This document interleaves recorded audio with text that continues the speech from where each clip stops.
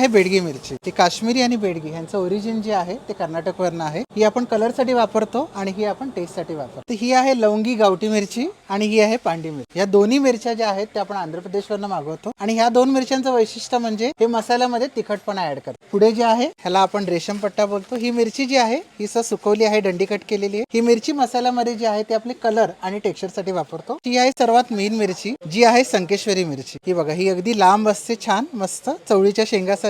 ही जी आहे ही कोल्हापूरला मिळते. कोल्हापूरच्या बॉर्डर वरती गडहिंग्लज जे मार्केट आहे तिकडनं आपण ही प्रोक्युअर करतो. आता तुमचा घाटी मसाला आहे, त्याला लागणाऱ्या ज्या मिरच्या आहेत 20 किलोच्या प्रमाणे ते आपण आता भरायला घेऊ. तर हे आहे आपलं मसाल्याचे युनिट जिथे आपले खडे मसाले आहेत सर्व प्रकारचे. ही बघा, ही आहे आपली सेलमची हळद. त्याचप्रमाणे ही जी आहे ती काळी मिरी. ही काळी मिरी सुद्धा जी आहे ती प्रॉपर आणि ह्याच्यामध्ये ऑइल कंटेंट जास्त आहे. ही खसखस बघा, ही आपण खास मध्य प्रदेशवरून